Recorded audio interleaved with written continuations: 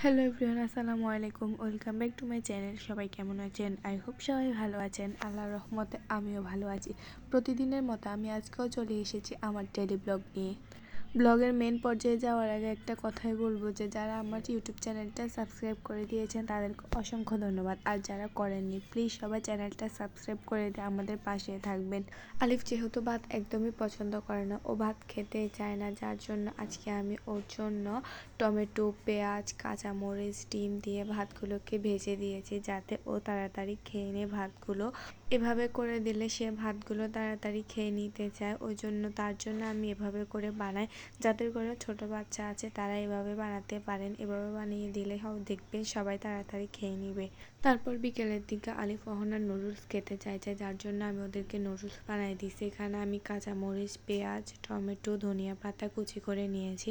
আর এদিকে আমি নুডলসগুলো সিদ্ধ করে নিয়েছি। নুডলসগুলো সিদ্ধ করার পর আমি এখানে কোয়েল পাখির ডিম দিয়েছি সিদ্ধ হওয়ার জন্য। তারপর আমি একটা ফ্রাই বসিয়ে ফ্রাই মধ্যে পেঁয়াজ, কাঁচামরিচ, টমেটো যেগুলো কুচি করে নিয়েছি ওগুলো দিয়েছি এবং যে মশলাপাতিগুলো নিয়েছি ওগুলো আমি দিয়েছি। দিয়ে তারপর আমি নুডলসগুলো দিয়ে একটু নেড়ে ছেড়ে নিচ্ছি। নেড়ে ছেড়ে নিয়ে আমি কতক্ষণ রেখেছি। আর আমি এগুলোর মধ্যে ডিম দিতে একদমই ভুলে গেছি, পরে আমি ডিম দিয়ে নিয়েছি অফ ক্যামেরাতে। আমার নুডলসগুলো ডান, এই যে দেখেন সুন্দর হয়েছে নুডলসগুলো। তারপর আমি সন্ধ্যার দিকে এনেছি হাজি মিষ্টি। এটা হচ্ছে ফেনীর বিখ্যাত হাজি মিষ্টি। এই মিষ্টিগুলো আলিফ অহনা অনেক বেশি পছন্দ করে। এগুলো একজনই 5টার মতো করে খেয়ে ফেলতে পারবে, এত মজার এই মিষ্টিগুলা, যার জন্য আমি সব সময় মিষ্টিগুলো আনি আমার বাসায়।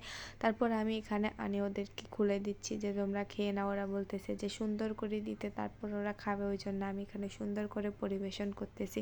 আর এদিকে আমি কাটি একটু আপনাদেরকে দেখাচ্ছি, আপনারা দেখেন কতটা সফট। আসলে এই মিষ্টিগুলো অনেক মজাদার। আর আমি এখানে কিছু বাজার এনেছি, এখানে টমেটো এনেছি, কাঁচামরিচ এনেছি, একসাথে দিচ্ছি, ওই জন্য এগুলো আমি একটু আলাদা করে নিচ্ছি।